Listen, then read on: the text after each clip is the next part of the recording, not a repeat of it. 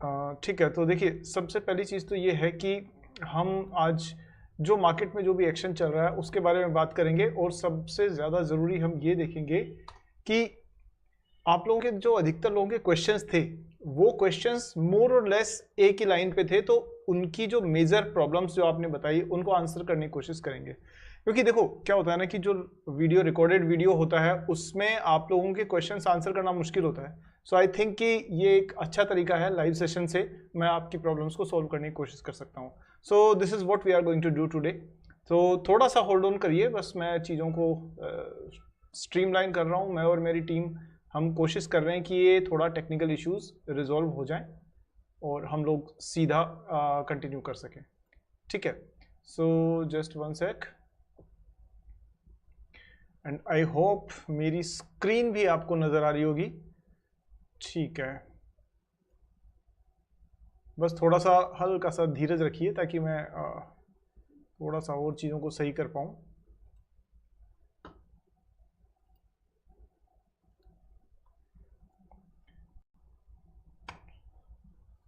So market में जो action हो रहा है वो तो आपने देखा ही है कुल मिलाकर के, कि चाहे एफआईआईज मार्केट से बाहर जाए, चाहे कोई और बड़ी इवेंट हो जाए, चाहे कोई भी प्रॉब्लम हो, लेकिन हमने ये चीज़ देखी है कि मार्केट बाउंस बैक करता है, और ये स्ट्रॉन्ग फंडामेंटल्स के बिना हो नहीं सकता।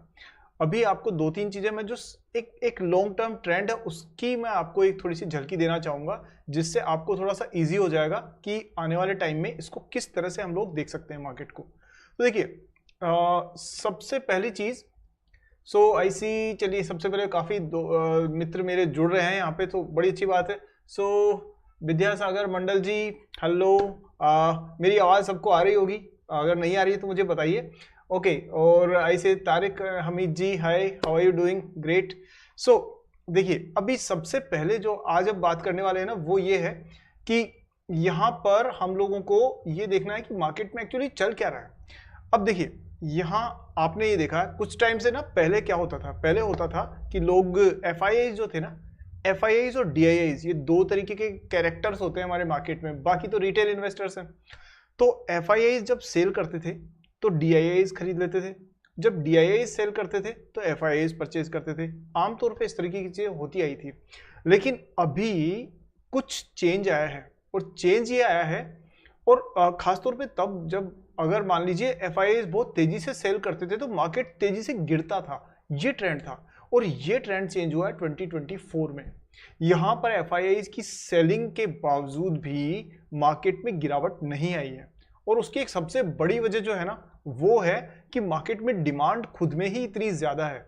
मतलब हमारे इंडिया में अगर आप देखेंगे ऑलरेडी इतनी ज्यादा डिमांड है, क्योंकि सबसे बड़ा मिडिल क्लास हमारे यहाँ पर है, और पर कैपिटा इनकम जो है वो राइजिंग मोड पे है, प्लस हमारे यहाँ पर एग्रीकल्चर एक्टिविटी बेस्ड सोसाइटी है, और मॉनसून आपने देखा है बड़े ही सेकुलर तरीके से पूरे इंडिया में कुछ हिस्सों को छोड़ करके उसने अच्छा खासा कवर किया है। तो अब क्या हो रहा है ना कि जो डिस्पोजेबल इनकम है वो लोगों के हाथ में बढ़ रही है, और उसकी वजह से लोग उस पैसे को स्टॉक मार्केट में धीरे धीरे इन्वेस्ट कर रहे हैं। कहाँ एक टाइम था जब 3-4% लोग पूरे हिंदुस्तान में स्टॉक मार्केट में इन्वेस्ट किया करते थे, और अब आप देख रहे हैं हर महीने एसआईपी की वैल्यू 15,000 करोड़ रुपीस से ऊपर पहुंच चुकी है। सो ये वो चीजें हैं जिनसे पता पड़ता है कि यहाँ जरूरी नहीं है कि हम सिटीज की बात करें। पहले स्टॉक मार्केट में सिर्फ मुंबई के लोग, पुणे के लोग, बस उधर के या कोई दिल्ली के लोग थोड़ा बहुत पार्टिसिपेट करते थे। गुजरात मेजरली करता था, क्योंकि गुजरात में बहुत सारे अच्छे मतलब स्टॉक मार्केट से काफी संबंध रखते थे लोग। लेकिन आज अगर आप देखोगे सो मेजर चेंज क्या है कि जो गांव में लोग हैं वहां पर भी वो मोबाइल ऐप के थ्रू ये मार्केट सबका है बॉस ये कह करके वो इन्वेस्ट कर रहे हैं, ट्रेड कर रहे हैं। उससे क्या हुआ, रिटेल इन्वेस्टर्स की पार्टिसिपेशन बहुत ज्यादा हो गई, और इसकी वजह से अगर एफआईआईज डीआईआईज अगर सेलिंग करते भी हैं तो भी हमारे पास में उसको मैनेज करने के लिए या उसको फिलअप करने के लिए बहुत सारा रिटेल इन्वेस्टर्स का पैसा है जो मार्केट में अपने आप आ रहा है, और ये एक सही तरीका है। अच्छा, पहले थोड़ा मैं आगे बढ़ूं उससे पहले जस्ट ये बता दीजिए मुझे कि इज माय ऑडियो क्लियर?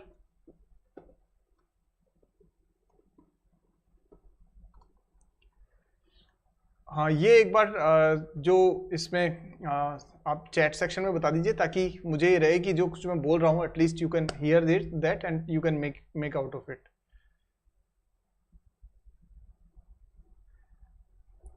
ठीक है, so I hope things are okay, audio video perfect perfect. Tariq Hameed ji thank you. चलिए अब ना हम सीधे मेन मुद्दे की बात पर आते हैं, और वो मुद्दा ये है कि हम बात करेंगे अब कि यहां पर thank you for confirming that. अब मैं आपको ना कुछ की इनसाइट्स के बारे में बताने जा रहा हूं। देखिए क्या होता है ना कि इतनी नॉइज है मार्केट के अंदर, दुनिया भर की न्यूज आ रही है, मर्जर एक्विजिशंस हो रहे हैं, इसके अलावा कंपनीज को ऑर्डर्स मिल रहे हैं, डेट की प्रॉब्लम आ रही है, वेदांता अपने डिविडेंड दे रहा है, इधर से लोन ले रहा है, सब चीजें चल रही है। पर कुछ ट्रेंड्स ऐसे हैं जो कि लॉन्ग टर्म है, और एक इन्वेस्टर, अगर आप एक लॉन्ग टर्म इन्वेस्टर हैं तो हमेशा ध्यान रखना चाहिए that we have to look at the long term trends also, कि क्या चेंज हो रहा है। तो पहला चेंज मैंने आपको बताया कि एफआईज के सेल ऑफ के बावजूद भी market is not sliding out, मतलब ये गिर नहीं रहा है। अब यहां ना सबसे पहली हाईलाइट जो मैं आपको बताने जा रहा हूं वो ये है ऑटो सेक्टर। ऑटो सेक्टर में आमतौर पर हम देखते हैं कि आपने देखा होगा कंपनीज के रिजल्ट अच्छे आते हैं, करीब 3-3.5 लाख जो यूनिट्स है पर मंथ हमारे यहाँ पर ऑटो सेक्टर में सेल होती है, जिसमें करीब करीब 1.5 लाख जो है वो इसकी 4 व्हीलर्स होती है, सॉरी करीब करीब 3-3.5 लाख टू व्हीलर्स सेल होते हैं, और 1.5 लाख के आसपास में हमारे पास में ये कार्स 4 व्हीलर सेल होती है, और उसमें से भी मेजोरिटी 60% के आसपास शेयर मारुति सुजुकी का है। तो हम एक चीज ये देख सकते हैं कि अगर मारुति सुजुकी के रिजल्ट्स अच्छे आए तो हमें लगेगा कि भाई ये तो बड़ी अच्छी कंपनी है और इसमें हमें तुरंत एंटर कर देना चाहिए। प्रॉब्लम क्या है? प्रॉब्लम ये है कि आप जो देख रहे हो ना, पहली चीज ये ऑब्जर्व करना, फर्स्ट पॉइंट है ऑटो सेक्टर, इसमें 4 लाख से ज्यादा इन्वेंट्री पाइल्ड अप हो चुकी है कार डीलर्स के पास में। मतलब पॉइंट यह है कि जब कोविड के बाद में चेंज आना शुरू हुआ, ऑटो सेक्टर ने रफ्तार पकड़ी, तो कंपनीज ने प्रोडक्शन ज्यादा किया, चाहे वो टाटा मोटर्स हो, चाहे वो आपके महिंद्रा एंड महिंद्रा हो, मारुति सुजुकी हो, बाकी सारी कंपनीज भी हो, और उन्होंने इतना प्रोडक्शन किया, लेकिन प्रोडक्शन के साथ डिमांड भी ज्यादा थी। पर कुछ टाइम से आपने देखा होगा कि डिमांड स्लो डाउन हुई है, लेकिन कैपेसिटी उतना ही चल रही है। इसकी वजह से आज अगर आप देखेंगे तो कार डीलर्स के पास में आपको कार्स का बहुत बड़ी इन्वेंट्री बेस नजर आएगा, और उनसे वो सेल नहीं हो रही है। अब जब वो सेल नहीं हो रही है, दैट सिंपली मींस कि अगर देखिए दो बातें हैं, या तो आप एक इन्वेस्टर हैं, या तो आप कार्स में परचेज करने में इंटरेस्टेड हैं। तो अगर आप कार कंपनीज में इन्वेस्ट रहना चाहते हैं तो आपके लिए ज्यादा अच्छी खबर नहीं है, क्योंकि यहां से तेजी आपको बहुत शार्प राइज देखने के चांसेस कम है। हालांकि कोई गारंटी कभी नहीं होती मार्केट में, बट एक ये मोटा मोटा है। लेकिन अगर आप एक कार बायर बनना चाहते हैं, नई कार खरीदना चाहते हैं, तो ये नवंबर दिसंबर पे जरूर नजर रखिएगा। बहुत अच्छे डिस्काउंट और डीप आपको सेल और ये सब मिलने, ऑफर्स मिलने के चांसेस पूरे हैं, क्योंकि इनके पास इतना माल इकट्ठा हो गया है। और आपको तो पता ही है, दिसंबर 31 के बाद में मॉडल जो है वो 1 साल पुराना माना जाता है, इसलिए कंपनीज कैसे कैसे करके इस माल को बेचने में लगी रहेंगी totally. So if you are interested in cars, this is a good opportunity. Second चीज ना, अब हमारे बहुत सारे मित्र ऐसे हैं जिनको ना एवरेजिंग करने की आदत है, कि भाई कोई स्टॉक नीचे आया फटाक से खरीद लो, और नीचे आया और खरीद लो, और नीचे आया और खरीद लो। ये ना हमेशा अच्छी स्ट्रेटेजी नहीं है, क्योंकि आप ये देखेंगे कभी कभी ना किसी सेक्टर में लॉन्ग टर्म ट्रेंड ही चेंज हो जाता है। अब मैं बात कर रहा हूं आईटी सेक्टर की, जो आप सेकंड पॉइंट के तौर पे यहां पे देख सकते हैं। अगर आपने देखा होगा कि आईटी सेक्टर में चाहे इन्फोसिस हो, टीसीएस हो, या फिर दूसरी कंपनी हैप्पीएस्ट माइंड्स हो, आपकी परसिस्टेंट हो, कोफोर्ज हो, ये सारी कंपनीज में भी एक बड़ा मेजर चेंज आया है। और वो चेंज क्या आया है कि पहले ना करीब करीब 10 साल की डील साइन होती थी, इनकी लॉन्ग टर्म कॉन्ट्रैक्ट साइन होते थे, कि मान लीजिए कोई हेल्थ केयर सर्विसेज की चेन है जो यूएस में है, और मान लीजिए इन्फोसिस ने उससे टाई अप किया है, कोई कॉन्ट्रैक्ट लिया है, तो ये कॉन्ट्रैक्ट की जो एज थी ना, ये पहले 10 साल या उससे ज़्यादा होती थी। लेकिन अभी के सालों में, मतलब लेटेस्ट जो ट्रेंड है उसमें देखा गया है कि the duration of the deal is reducing. पहली बात, the number of deals is going down, कम हो रहा है बिजनेस, और इवन अगर बिजनेस आ भी रहा है तो कम ड्यूरेशन का आ रहा है। इसका मतलब कि कंपनीज के पास में एक डील क्रैक करने के बाद 10 साल तक लगातार पैसा नहीं आएगा, बल्कि हो सकता है 5 साल तक ही आए, या हो सकता है 3 साल तक ही आए। उसका असर ये है कि जो लॉन्ग टर्म विजिबिलिटी है ना, ऑर्डर्स की या बिजनेस की वो कम हो जाती है। इसलिए आईटी सेक्टर में एक लॉन्ग कंसिस्टेंट प्रेशर रहने के चांसेस आपको दिखेंगे।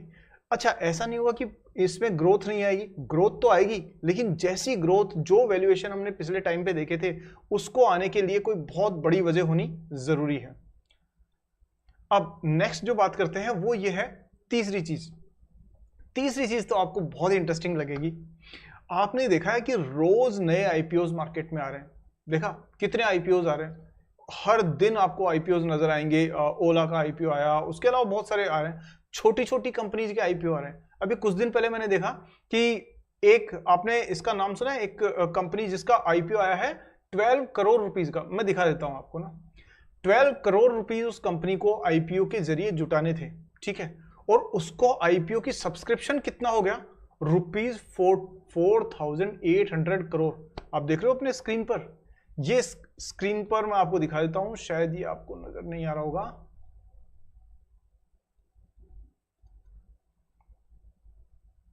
वन सेक ना। यहां आपको ना देखिए, मैं बस 1 मिनट दीजिए मुझे। मैं आपको वो न्यूज ही दिखा देता हूं जिससे आपको ये पता पड़ेगा कि क्या हो रहा है हमारे देश में। ये देखिए, यहां पर आप देख सकते हैं साफ तौर पे कि I hope this is visible. नहीं आई अभी भी, कोई बात नहीं, चलिए 1 सेकेंड और होल्ड रखिए। हाँ, ये है। देखिए ये जो कंपनी है ना, ये कंपनी कितनी ओवर सब्सक्राइब हुई है, 419 टाइम्स। यानी जहां 12 करोड़ रुपए चाहिए थे वहां 4800 करोड़ रुपए की इन्होंने क्या कर दी, सब्सक्राइबर्स ने उसको सब्सक्राइब कर दिया, जो इन्वेस्टर्स है उन्होंने। अब ये, इसको मैं सीधे शब्दों में अगर कहूंगा तो ये है मैडनेस, यानी पागलपन। इसका नतीजा क्या होता है, इसका नतीजा ये होता है कि जब शेयर मार्केट में सब कुछ अच्छा ही अच्छा दिख रहा होता है ना, तो लोग सोचते हैं पैसा डाल दो, हर जगह पैसा बनेगा। बट ऐसी कंपनीज जब कोलैप्स होना शुरू होती है ना, तो पूरी तरह बर्बाद होती है और लोगों का पैसा अटक जाता है।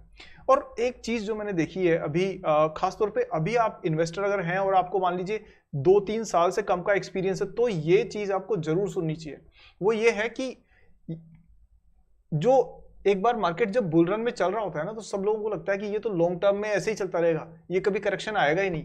लेकिन उस वजह से जो खराब कंपनीज है वो भी आईपीओ लाना शुरू कर देती है, और क्योंकि उनके पास में अर्निंग्स नहीं होती, उनका बिजनेस मॉडल अच्छा नहीं होता, प्लस उनके अंदर कॉम्पिटिटिव स्ट्रेंथ नहीं होती, तो ऐसी कंपनीज में आईपीओ में पैसा लगाने के बाद में वो पैसा ऐसा फंसता है कि बाद में निकलना मुश्किल हो जाता है। छोटी कंपनीज में लिक्विडिटी कम होती है, स्टॉक्स जो शेयर्स है वो डीलिस्ट होने के भी चांसेस होते हैं। तो इस तरह से अगर आप एक समझदार इन्वेस्टर के तौर पे हैं, तो ऐसे आईपीओ की जो मैडनेस है, जो पागलपन है, उससे मैं यही कहूंगा कि आपको दूर ही रहना चाहिए, तभी आपको उसका फायदा मिल पाएगा। अब नेक्स्ट बात जो करते हैं वो करते हैं एक और ट्रेंड की। हाँ, नेक्स्ट जो है वो है, देखिए ये भी एक बहुत इंपॉर्टेंट चीज है कि गवर्नमेंट जो है ना, वो जिस तरह से अभी एफएम जो फाइनेंस मिनिस्टर है, उन्होंने जिस तरह से टैक्सेशन स्ट्रक्चर बनाई है, और जैसा कि पूरी फाइनेंस मिनिस्ट्री जिस तरह से काम कर रही है, उससे एक बात बिल्कुल साफ है, गवर्नमेंट नहीं चाहती कि आप ट्रेडिंग करें। मतलब अगर मेरे कुछ दोस्त हैं जिनको ट्रेडिंग के बिना ऑक्सीजन वाली प्रॉब्लम हो जाती है या ट्रेडिंग के बिना काम नहीं चलता है, तो मैं ये कहूंगा कि आप ट्रेडिंग करें जरूर, लेकिन गवर्नमेंट टैक्सेशन इतना ज्यादा बढ़ा चुकी है और आने वाले टाइम में और ज्यादा बढ़ाने के चांसेस हैं कि वो चाहते हैं कि भाई आप रिड्यूस करें ट्रेडिंग को और करें क्या, लॉन्ग टर्म के लिए इन्वेस्ट करें। अच्छा, इसमें ना एक चीज और है जिसपे आपको नजर रखनी चाहिए, वो ये है, यदि आपने जो आरबीआई के गवर्नर है शशिकांता दास साहब, उनका अगर आपने इंटरव्यू सुना होगा, तो यहां उन्होंने एक बहुत ही बड़ी चिंताजनक बात कही है, वो है बैंकिंग सेक्टर को लेकर। और आपने देखा है बैंकिंग सेक्टर काफी टाइम से अंडर परफॉर्म कर रहा है, और उसकी वजह क्या है कि कंपनी, बैंक में क्या हो रहा है दोस्तों कि यहां ना दो चीजें होती है बैंक के अंदर। एक साइड में बैंक डिपॉजिट लेती है, ठीक है, एक डिपॉजिट लेती है, और दूसरी साइड में किसी कंपनी को डेट पे मतलब कर्जा देती है। तो जो डिपॉजिट लेती है, जैसे आपने बैंक अकाउंट खोला, सेविंग बैंक अकाउंट, तो आपने मान लीजिए 1 लाख रुपए जमा कराए, तो कंपनी जो बैंक है वो उस पर 3-4% यानी 3-4 हजार रुपए साल का आपको इंटरेस्ट देकर के फ्री कर देगा। अब ये जो 1 लाख रुपया है, ये बैंक जो कंपनीज है उनको, बिजनेसेस को, एसएमएसई जो एमएसएमई है उनको लोन के तौर पे देगा, और वहां से हो सकता है 12%, 15%, 10% जो भी है वो वहां से लेगा। दोनों के बीच का जो डिफरेंस होता है ना उसे कहते हैं नेट इंटरेस्ट मार्जिन, NIM। अब हो क्या रहा है बैंकिंग सेक्टर में कि क्योंकि सारे लोग ये सोच रहे हैं कि मैं 3% पैसा क्यों कमाऊं या उतना ही रिटर्न क्यों लूं, जब मैं इसी पैसे को स्टॉक मार्केट में लगा के वहां से 30%, 40%, 50%, 70% तक रिटर्न ला सकता हूं। जैसा आपने देखा ना कि जो स्टॉक्स है, IRFC हुआ, इरेडा हुआ, सुजलोन एनर्जी, इन सब ने क्या मल्टी बैगर रिटर्न्स दिए। तो इस वजह से गवर्नमेंट इस पैसे को जो बैंक से निकल करके और जा रहा है आपके स्टॉक मार्केट में, उसको रोकने के लिए ये टैक्सेशन के जरिए से आपको डिस्करेज करती रहेगी। मतलब ये प्लान है इनका, ये देखिएगा आप थोड़े दिनों में आपको और दिखेगा। और वैसे भी कुछ दिनों से आपने देखा होगा ना कि जो जिस हिसाब की मिड कैप में ग्रोथ चल रही थी वो अब थोड़ा सा स्लो हो गई है। पहले तो तेज दौड़ रहे थे, अब ये थोड़ा ठीक ठाक चल रहे हैं। सो ये एक और इंपॉर्टेंट ट्रेंड है जिस पे अपनी नजर जरूर रहनी चाहिए। नेक्स्ट चीज एक जो मैं आपको और कहना चाहता हूं दोस्तों, देखिए इसके बाद में हम लोग आपके क्वेश्चंस भी ले लेंगे। एक लास्ट पॉइंट कवर कर लेते हैं, क्योंकि हर बार ना मैं आपसे जब भी बात करूंगा तो सबसे इंपॉर्टेंट जो निचोड़ है हमारी रिसर्च का वो आपको पहली स्लाइड में बता दिया जाएगा। नेक्स्ट है BPO, KPO एंड GCC।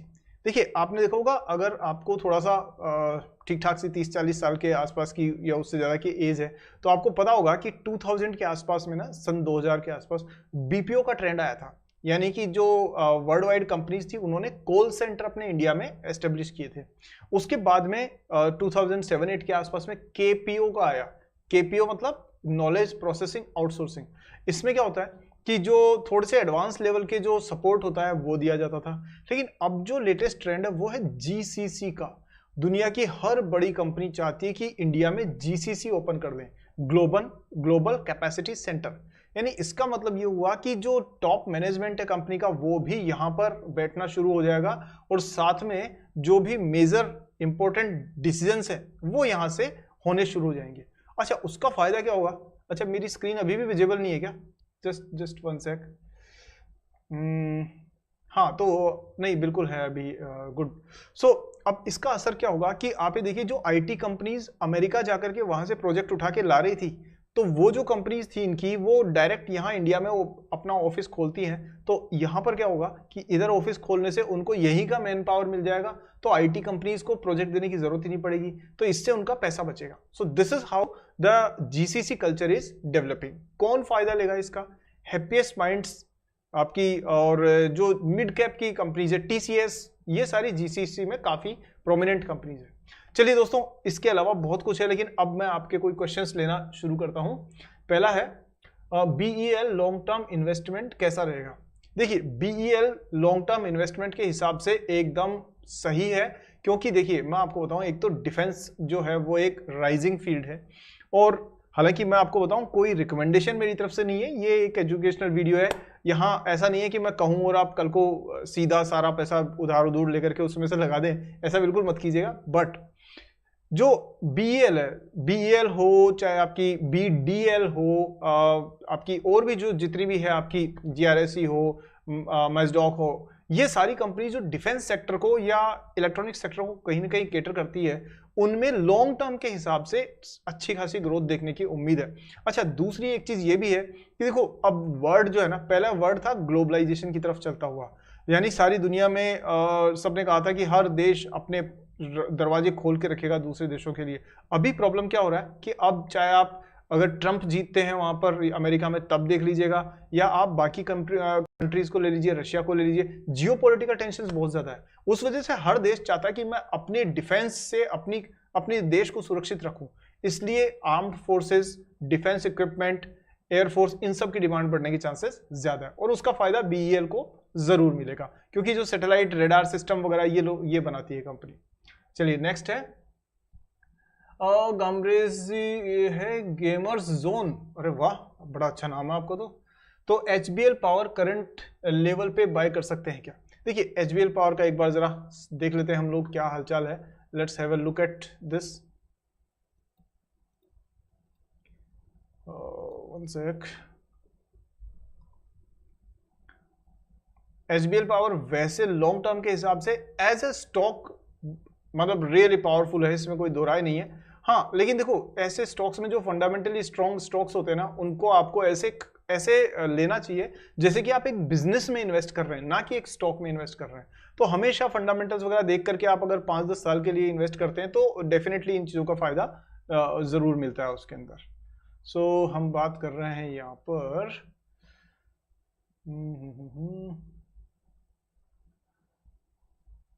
ठीक है, एचबीएल पावर।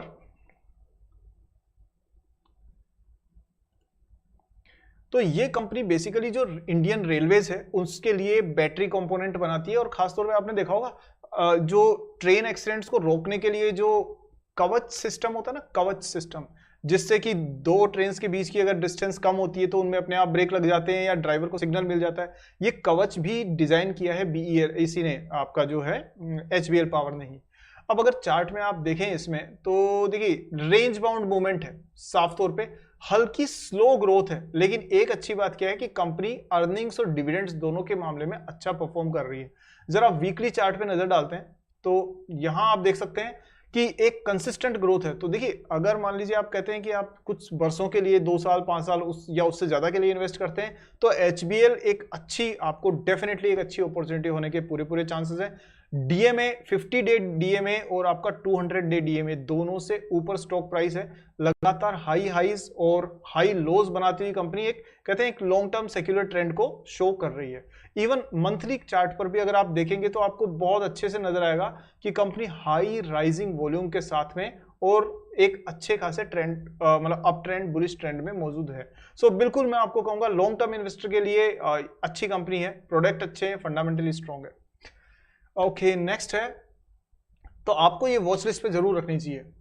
अच्छा, फिर कह रहे हैं learn tech, how to divide capital between different market companies like, एक second, like long term.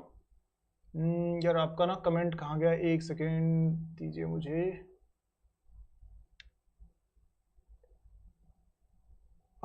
Vidyasagar मंडल जी, शॉर्ट टर्म के लिए कोई सजेशन? विद्यासागर जी देखिए, शॉर्ट टर्म के लिए एक्चुअली आपको फंडामेंटल्स की जरूरत नहीं होती है। शॉर्ट टर्म के लिए तो आपको सिर्फ ये देखना है कि टेक्निकल चार्ट्स में कौन आपको ब्रेकआउट दे रहा है कुल मिलाकर के। तो अभी अगर मैं ब्रेकआउट की बात करूं तो वैसे कोई रिकमेंडेशन हमारी तरफ से है नहीं, बट फिर भी कुछ स्टॉक्स आपको ब्रेकआउट देते हुए नजर आ जाएंगे। तो एक सेकेंड मुझे दीजिए।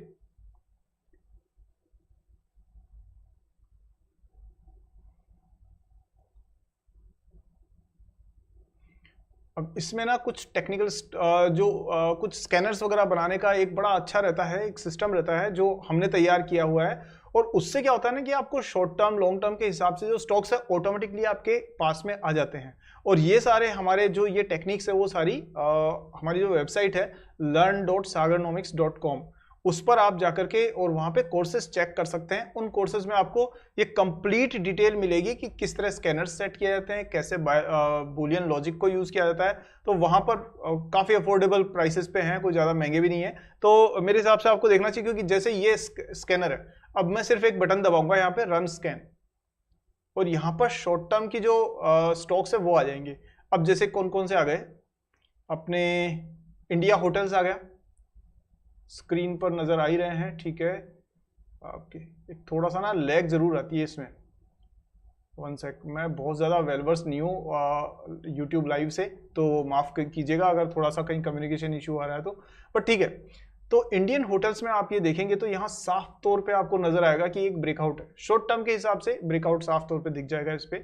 और ये करीब स्विंग ट्रेडर्स जो हैं या 2-3 महीने के लिए अगर आप देखते हैं तो यहाँ आपको उसका अपॉर्चुनिटी बनता हुआ नजर आएगा। ये जो ग्रीन कैंडल है लास्ट में, वो अपने आप में ये दिखाता है कि भाई इस स्टॉक में कुछ विशेष ब्रेकआउट जो है वो अभी मिला है, वो भी राइजिंग वॉल्यूम के साथ में, ठीक है। तो ये हो गया। इसके अलावा और बहुत से स्टॉक्स हो सकते हैं, होनासा है, 197 कम्युनिकेशन जिसको पेटीएम कहते हैं। बट देखो ये सारे ना शॉर्ट टर्म बैट्स है और इसमें फंडामेंटली कुछ भी ऐसा नहीं है जिससे आप इसको, जैसे पेटीएम है वो टोटल लॉस, ऑपरेशनल लॉसेज हो रहे हैं उसमें, तो कोई फायदा नहीं है ऐसे स्टॉक्स को कंसिडर करने का। शॉर्ट टर्म में आप चार्ट देख करके आसानी से कर सकते हैं। नेक्स्ट है आपका how to divide capital between different market companies like large, mid, small cap, learn tech. देखिए ये ना बड़ा ही अच्छा क्वेश्चन पूछा है आपने, बहुत अच्छा क्वेश्चन पूछा है। तो इसका मैं आपको ये कहूंगा कि डायरेक्टली एक चीज ये ध्यान रखिए, ये डिपेंड करता है आपकी रिस्क टेकिंग कैपेसिटी पे और आप किस तरीके के इन्वेस्टर हैं। मान लीजिए कि आप एक ऐसे इन्वेस्टर है जो, सपोज करिए कि आपकी फैमिली कंडीशन ऐसी है कि आपकी फैमिली है और आपको रिस्पॉन्सिबिलिटीज है, बच्चों की फीस जाती है, कुछ भी इस तरीके की चीजें हैं जिससे आप बहुत ज्यादा रिस्क लॉन्ग टर्म के लिए नहीं ले सकते। तो ऐसे केस में फ्रेंड्स आपको क्या करना चाहिए, ऐसे में आप करीब करीब 50% अपना जो पोर्टफोलियो है वो रखिए अलोकेटेड टू लार्ज कैप और 20-30% आप जो है मिड और स्मॉल कैप में रख सकते हैं। इवन मैं कहूंगा कि कम से कम 10% आपको गोल्ड में भी रखना चाहिए, गोल्ड या फिर इंटरनेशनल इक्विटी, जो भी आप ठीक लगे, दोनों में से कहीं ना कहीं। तो उससे क्या होगा, एसेट क्लास पूरी तरह से आपकी डाइवर्सिफाइड रहेगी। अब यदि मान लीजिए सपोज करिए एक बच्चा है जिसकी 21 ईयर्स की एज है या 22 ईयर्स की एज है, उसने अभी अभी जॉब शुरू किया है, उसकी फैमिली वेल टू डू है, कोई ऐसा फाइनेंशियल प्रेशर नहीं है, रिस्पॉन्सिबिलिटीज नहीं है। अगर वो मिड और स्मॉल कैप इंडेक्स में, किसमें, स्टॉक्स में नहीं, इंडेक्स में, यदि वो लॉन्ग टर्म के लिए इन्वेस्ट करता है, इवन 70% पैसा भी इन्वेस्ट करता है, तो ये मान के चलिए उसको ज्यादा अच्छे रिटर्न मिलेंगे। तो इस पे डिपेंड करता है कि आप कितनी रिस्क ले सकते हैं। तो रिस्क लेने की कैपेसिटी अगर आपकी ज्यादा है तो आपको स्मॉल और मिड कैप को थोड़ा कंसिडर करना चाहिए, बट कभी भी 100% दोनों में मत डालिएगा। और यदि आपकी रिस्क टेकिंग कैपेसिटी बहुत ज्यादा नहीं है, लायबिलिटीज है, आने वाले टाइम पे रिटायरमेंट के आसपास आप पहुंच चुके हैं, तो फिर सेफ इन्वेस्टमेंट्स आपके लिए ज्यादा अच्छे रहेंगे, जैसे कि आपकी लार्ज कैप हो गए, ब्लू चिप कंपनीज हो गई। और मैं हमेशा कहूंगा कि स्टॉक स्पेसिफिक जाने से अच्छा है आप इंडेक्स के रास्ते से जाइए, अगर आपके पास में रिसर्च करने का टाइम नहीं है तो। हाँ, रिसर्च करने का टाइम है तो अच्छे स्टॉक्स कैसे ढूंढने हैं उसके लिए तो मेरे पास में आपके लिए बहुत सारी चीजें हैं, तो वो आप हमारी वेबसाइट पे जाके जरूर देखिएगा, काफी डिटेल्स आपको मिल जाएगी। नेक्स्ट, अच्छा, अब राहुल कुमार जी कह रहे हैं सर मनप्पुरम फाइनेंस ले सकता हूं करंट प्राइस पे। चलिए मनप्पुरम फाइनेंस को देख लेते हैं एक बार।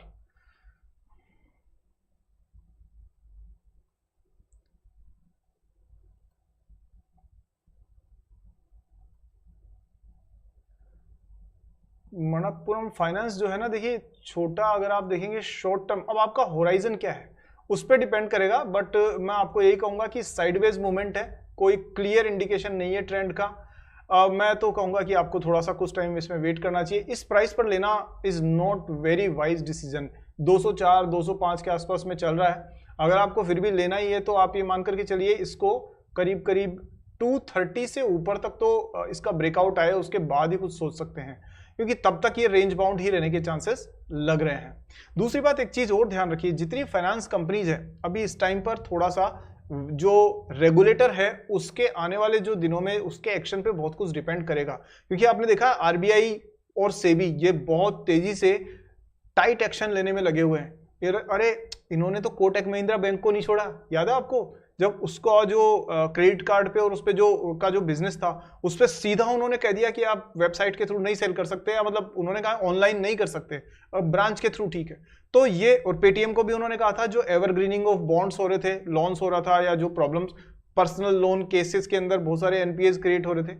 तो क्या है कि आपको जितनी भी फाइनेंस कंपनीज है उनमें ना थोड़ा सा सोच समझ के इन्वेस्ट करना चाहिए। सेकंड चीज ये है कि अभी थोड़ा इसलिए भी रुकना चाहिए क्योंकि फाइनेंस कंपनीज की अभी जो कॉस्ट ऑफ कैपिटल है वो अनसर्टेन है, वो रिजर्व बैंक की जो आगे जो पॉलिसी है उस पर डिपेंड करेगी। क्योंकि देखो फेड ने ना यूएस में रेट कट किया, उसका असर इंडिया में आएगा। अब इंडिया में आरबीआई रेट कट करती है तो मनप्पुरम फाइनेंस की जो कॉस्ट ऑफ कैपिटल है हल्की हो जाएगी, कम हो जाएगी, तो इनके इंटरेस्ट मार्जिन बढ़ जाएंगे, तो इसलिए उस केस में इनको फायदा रहेगा। तो थोड़ी नजर रखिए, और इस प्राइस पर तो मैं ज्यादा आपको मैं तो स्ट्रांगली नहीं कहूंगा।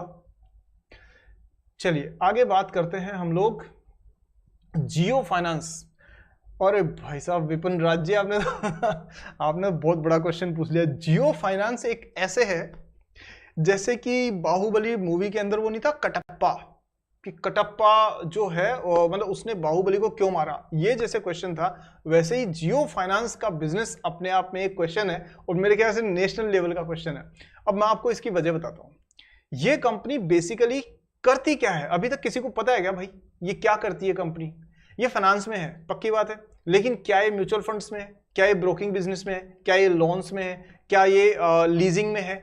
एक्चुअली ये इन सब में है। लेकिन प्रॉब्लम पता है क्या है, कंपनी कितनी भी अच्छी हो, रिलायंस ग्रुप कितना भी अच्छा हो, लेकिन अभी तक इसका बिजनेस सही तरह से रूटीन में नहीं आया है, और इसीलिए जब तक इसका बिजनेस प्रॉपर रूटीन में नहीं आएगा तब तक हम इसके बारे में एक स्पेकुलेटिव रिस्क ले सकते हैं कि ठीक है आपने स्पेकुलेशन कर लिया कि भाई चांस ले लिया, गेम खेल लिया, तो गेम खेलने के हिसाब से तो it's a good candidate, but ये लॉन्ग टर्म इन्वेस्टमेंट के लिए तो मैं यही कहूंगा कि जब इसके सारे बिजनेसेस एक बार रनिंग में आ जाएं, साल 6 महीने बाद इसका साफ पता पड़ेगा कि ये कंपनी एक्चुअली कितनी दमदार है कितनी नहीं है। सिर्फ रिलायंस का ठप्पा लगने से, तो रिलायंस पावर के ऊपर भी लगा हुआ था अनिल जी की कंपनी, तो सिर्फ उससे काम नहीं चलता।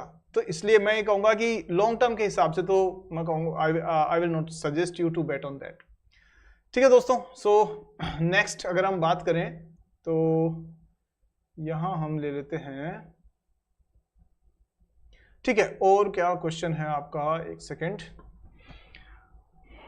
अरे Vidyasagar ji, you are most welcome. Harbhajan ji hi, Harbhajan ji क्या बात है, बड़ी आपने अच्छी इमोजी भेजी है, awesome. Thank you Harbhajan ji, you are always welcome, great. Can you provide KNR, Tariq ji आप कह रहे हैं KNR कंस्ट्रक्शन टेक्निकल एनालिसिस, ठीक है, KNR का ले लेते हैं और उसके बाद में KNR का लास्ट क्वेश्चन लेते हैं, फिर हम लोग इसको लाइव इसको आज यहीं स्टॉप करेंगे, ठीक है। फिर हम लोग कोशिश करेंगे कि जब से नेक्स्ट टाइम पर भी जल्दी से आप मतलब एवरी वीक या जब भी मौका मिलेगा हम लोग इसे आपके साथ में लाइव आए। KNR construction, KNR construction interesting है। ये इंटरेस्टिंग इसलिए है क्योंकि 331 पे और मैं कहूंगा करीब 340 पे इसका मेजर सपोर्ट है, और उसके बाद से यहां से ये ऊपर देखो, ये जिस जगह पर है, लास्ट जो रेड वाली कैंडल दिख रही है ना अपने को, ये वाली रेड और उसके बाद ग्रीन कैंडल, ये कैंडल एक्चुअली ना डिसाइड, इसके बाद वाली कैंडल डिसाइड करेगी कि किस साइड में जाएगा। अब मैं आपको एक चीज इसमें बताता हूं, देखिए लॉन्ग टर्म के हिसाब से तो इसका जो ट्रेंड है वो आपको अप ट्रेंड ही नजर आ रहा है साफ तौर पे। मूविंग एवरेजेस जो है दोनों 200 डे और 50 डे मूविंग एवरेजेस दोनों ने क्रॉसओवर दिया है, और वो भी अच्छे वॉल्यूम के साथ, तो लॉन्ग टर्म बुलिश ट्रेंड तो साफ तौर पे आप देख सकते हैं। लेकिन ये जो करेक्शन है ना, यहाँ ये जो साइडवे मूवमेंट है, ये एक्चुअली ये कुछ टेम्परेरी आपको 2-4 महीने के लिए इस स्टॉक को ठंडा रख सकता है यहाँ पर।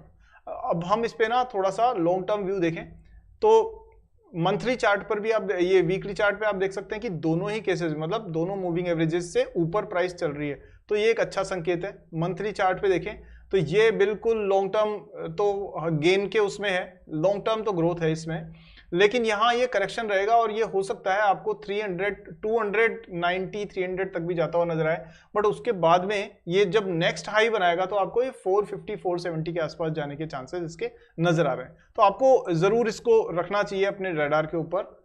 तो I hope that helps. Watch list में तारिक जी इसको जरूर रखिए। और नेक्स्ट जो है UPL, हरभजन जी कह रहे हैं UPL। हरभजन जी आपका क्वेश्चन लास्ट क्वेश्चन ले लेते हैं, उसके बाद में हम लोग नेक्स्ट वीक में फिर से मिलेंगे, सेम डे सेम टाइम, ठीक है। सो UPL का ले लेते हैं, एक सेकेंड। वैसे भी एग्रीकल्चर का सब कुछ ठीक ही है, तो डेफिनेटली इसका फायदा तो मिलेगा ही। देखिए ये UPL का मंथली चार्ट है और ये लगातार हाईज बनाता हुआ नजर आ रहा है, और यस बिल्कुल मैं आपको कहूंगा ये एक लॉन्ग टर्म आपको बुलिश ट्रेंड नजर आएगा इसमें, और आप इसको करीब करीब 750 इसका लॉन्ग टर्म का आप देख लीजिए कि यहाँ जाके इसको एक सपोर्ट रेजिस्टेंस आपको मिल सकता है। तो यहाँ आपको इंटरेस्टिंग जो देखने वाली बात है ना वो ये है कि 617 से ऊपर ये कहाँ बंद होता है। अब इसको ब्रेकआउट देना होगा 630 के आसपास, 630 के आसपास अगर ये ब्रेकआउट देता है और लॉन्ग 4-5 सेशंस के लिए अगर यहाँ होल्ड कर गया और बाउंस बैक नहीं कर रहा है, नीचे नहीं जा रहा है, तो इसका मतलब बाउंस बैक नहीं, मतलब एक्चुअली स्लाइड डाउन नीचे नहीं हो रहा है, तो फिर ये आपको ऊपर की तरफ जाता हुआ नजर आएगा। और ये जो लास्ट इसका जो रेजिस्टेंस था लॉन्ग टर्म के हिसाब से, तो वहां करीब करीब 740 750 के आसपास के स्तर इसमें देखने को मिल सकते हैं। सो ये है दोस्तों आज का प्रोग्राम, आज का यही खत्म करते हैं आज की इसको लाइव सेशन को।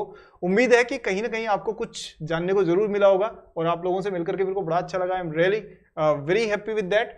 और एक्चुअली ये लाइव सेशन शुरू भी इसलिए किया गया था क्योंकि so many friends were asking questions during that my videos. तो जो वीडियोस है, अब वीडियोस तो रिकॉर्ड करके पब्लिश हो जाते हैं, अब उसके जो क्वेश्चंस आपके थे तो वो मैं ले नहीं पा रहा था, तो आई होप कि ये लाइव सेशन एक तरीका है जिससे मैं आपकी प्रॉब्लम्स को कुछ हद तक हेल्प कर पाऊंगा, जितनी भी ऊपर वाले ने कैपेसिटी दी है उसके मुताबिक। So thank you so much guys for all that time and wonderful interacting with you. अगले हफ्ते जरूर मिलते हैं ट्यूसडे 8 PM पर नेक्स्ट वीक। ठीक है दोस्तों, थैंक यू सो मच। जिनके क्वेश्चन में आज नहीं ले पाया उनके लिए उनसे हाथ जोड़ करके क्षमा मांगता हूं because of the lack of time. तो अगली बार जरूर आपके क्वेश्चन लेने की कोशिश करूंगा।